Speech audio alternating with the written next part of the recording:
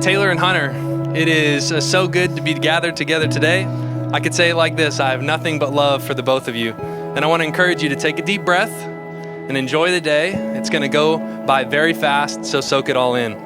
The day has come, and if you look out, you can see that the seats are full of people who have loved and influenced you deeply, shaping you into the godly young adults that I've seen you both become over many years. Before we begin, I want you to know that what you're about to experience will be among the most profound moments in all of life. As followers of Christ, your marriage carries a different sort of weight. Your love for each other by God's grace tells a bigger story. Your commitment towards one another displays the truth of Christ to a world in need. It is your love for each other expressed in your greater love for Christ that sets your marriage apart and makes it distinct. So I'm incredibly proud of who you both have become.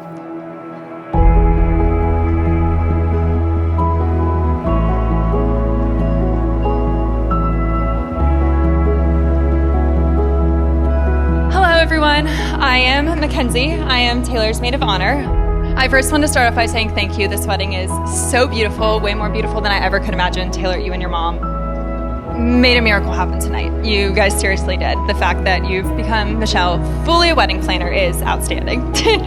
And you will be planning my wedding too. Throughout my 10 years of knowing Taylor, I've been able to see and know many different sides of her. I've known her as a basic girl, a theater girl, a cheerleader, a volleyball player, Miss TKA herself, someone who had a secret Twitter that she took pride in and kept from her parents, an 80 pie, a girl who goes to Sanford, a long-distance friend, and someone to explore our home with. But as her best friend, I've also been gifted to know the parts of her that have remained constant time after time. Watching Taylor's life unfold has inspired me in more ways than I can absolutely count. But the constant thing that has inspired me over the past 4.5+ years has been Taylor and Hunter's relationship. They have taught me more about love than a lot of relationships in my life. Though neither of them know this, watching their relationship grow has not only affected personal relationships in my life, but my relationship with the Lord as well. I just want to start with a little bit of just a love for Taylor and for Hunter and all the things that they're doing, and really, and I'm gonna cry because I've been crying all day. You know, I look at you and I just say, listen, you have been the most beautiful girl a father could ever want. You have been with us at a time in our lives when we were growing up just like you guys were. We were young, and I just can't imagine the times where you were growing up from this very little girl to this beautiful bride that I've seen all this way through the day. I have always wanted you to have this relationship, this opportunity to have marriage and to have a great guy with you and to find someone to share your life with. And I've prayed for Hunter, and your mom has prayed for Hunter. We didn't know his name when we started praying, but when he finally came around, we knew he was the right guy for you. And we've always asked over and over that God build you up and give you the opportunity to have a great marriage.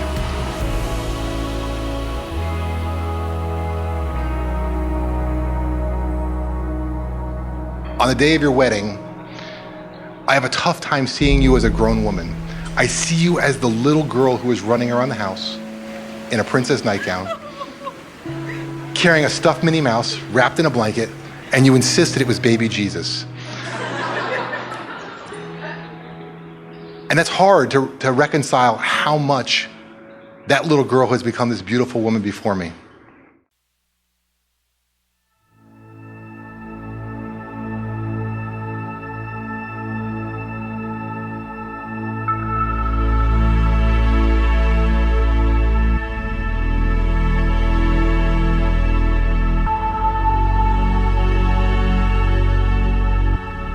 So when I met Hunter, we were 11 years old. We were going into the 5th grade, and it was the first day of school. We just so happened to be sitting on the same bus, and right across the aisle, a young Hunter Malman introduces himself to me, and I the same to him. And he says, "Graham, I think you're sitting next to me in class." To which I reply, no chance. You see, I had thought that Hunter was far too old, too mature to be the same age as me. It turns out I was wrong, and we left that bus ride. It began a friendship that has withstood 10 plus years. In life, you have to find friendships worth investing in. Friendships that are worth traveling for, worth staying up an extra hour to catch up on life and talk about even the little things that don't matter. To travel the country just to see each other for a few hours, if that's what it takes. And I'm honored to say that God has blessed me with that friend in Hunter. Taylor, I still remember when we sat next to each other in pre-calc during our junior year of high school. On the first day of school, you came in wearing your pink headband and pulled out your monogram notebook with your matching monogrammed binder. Everything you were wearing was covered in your initials. I had never seen something so ridiculous in my life. But today, not only am I embracing the monogram, I'm changing it. When we first started dating at 17, in our senior year of high school, I had no clue what the Lord had planned for us. We were young and immature with no clear path of what lay ahead. But by the end of that year, when we left for colleges and were 600 miles apart from each other, I didn't know how, I didn't know when, but I knew the Lord would find a way for us to end up together. Through the long distance part of our relationship, the Lord protected and helped us through the hills and valleys that inevitably appeared in front of us. But our late night FaceTimes and spur-of-the-moment trips to see each other always reminded me that the wait would be worth it. Now that the wait has come to an end, I finally get to marry the woman of my dreams.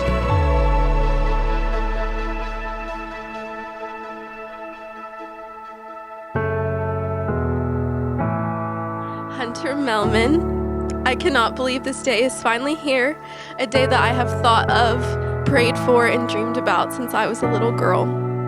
I had it all dreamed up in my head, the colors, the flowers, the pictures, and the dress.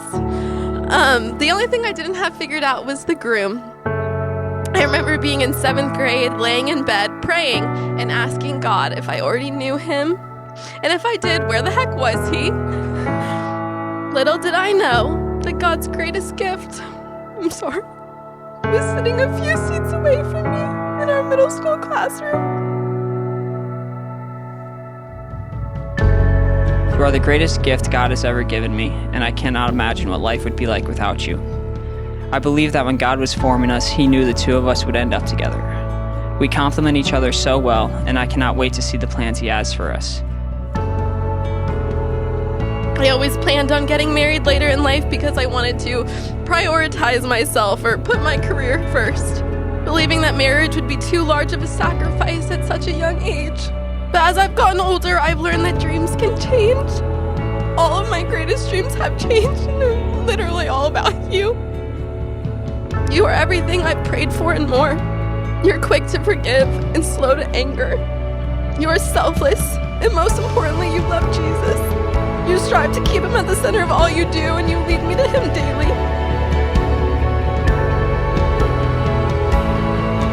The wisdom of James 1:19 rings true as it says, "Let every person be quick to listen, slow to speak, and slow to become angry."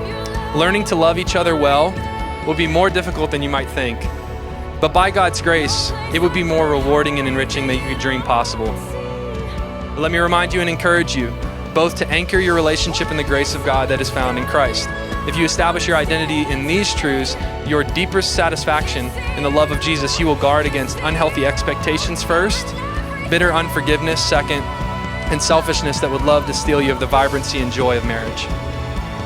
Hunter and Taylor, I charge you in the grounds of your lives in Christ to keep Christ at the center of your relationship. May the preeminence of Christ displayed in your lives individually and as a couple enable you to live out of a place of abundant generosity and ready forgiveness towards one another.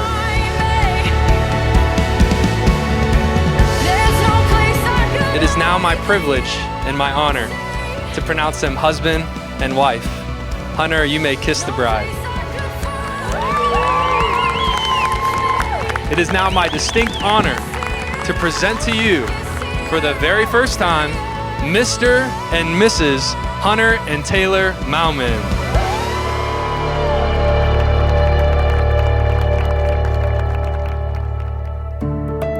Let the words of 1 Corinthians 13 be present in their lives. Love is patient and it is kind. It will not envy or boast, and it is not proud.